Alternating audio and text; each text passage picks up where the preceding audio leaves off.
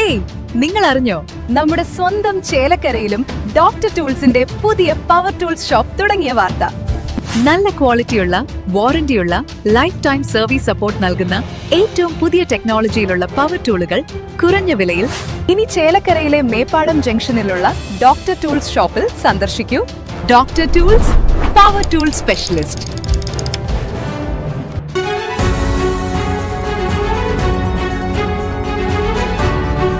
പാലക്കാട് വ്യാസ വിദ്യാപീഠം വിദ്യാലയത്തിലെ ഹോസ്റ്റൽ മുറിയിൽ +1 വിദ്യാർത്ഥിനി ആത്മഹത്യ ചെയ്ത സംഭവത്തിൽ മരണകാരണം സീനിയർ വിദ്യാർത്ഥികളുടെ ക്രൂരമായ റാഗിംഗ് ആണെന്ന പരാതിയുമായി കുടുംബം.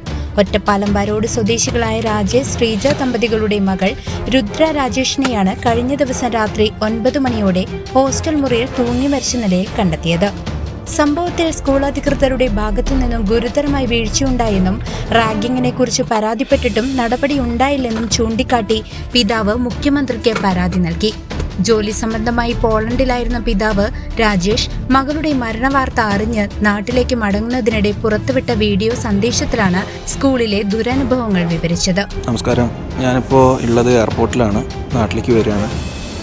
മോൾക്ക് സംഭവിച്ചത് എന്താ വെച്ചാൽ, കഴിഞ്ഞ വെള്ളിയാഴ്ച അവിടെ വെള്ളിയാഴ്ചയും ചൊവ്വാഴ്ചയാണ് പാരൻസിനെ വിളിക്കാൻ വേണ്ടി മൊബൈൽ കൊടുക്കാറുള്ളത് കുട്ടികൾക്ക്.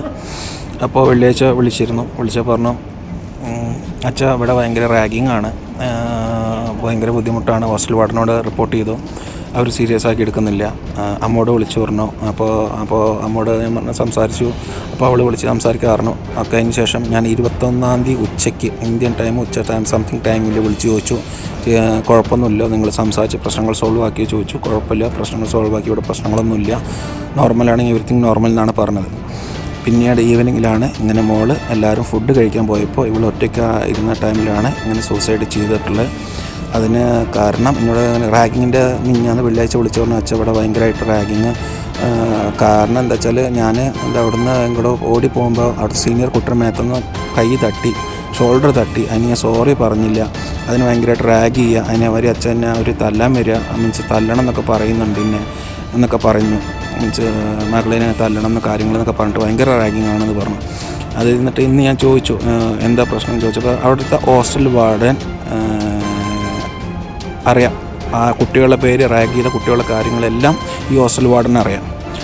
സ്കൂളിൻ്റെ പേര് പാലക്കാട് വ്യാസ വിദ്യാപീഠം കല്ലിയക്കാടാണ് വരുന്നത്. സ്കൂളിൻ്റെ പേര് ഇതാണ്. ഹോസ്റ്റലിലെ സീനിയർ വിദ്യാർത്ഥിനികൾ രുദ്രയെ നിരന്തരം മാനസികമായി പീഡിപ്പിച്ചിരുന്നുവെന്നും ഇക്കാര്യം ഹോസ്റ്റൽ വാർഡനെ അറിയിച്ചിട്ടും ഒരു നടപടിയും സ്വീകരിച്ചില്ലെന്നും അദ്ദേഹം ആരോപിക്കുന്നു.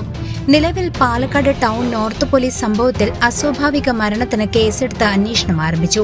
പോളണ്ടിൽ നിന്നും പിതാവ് എത്തിയ ശേഷം ജില്ലാ ആശുപത്രിയിൽ പോസ്റ്റ്മോർട്ടം നടപടികൾ പൂർത്തിയാക്കി മൃതദേഹം വരോട്ടെ വീട്ടിലെത്തിക്കും.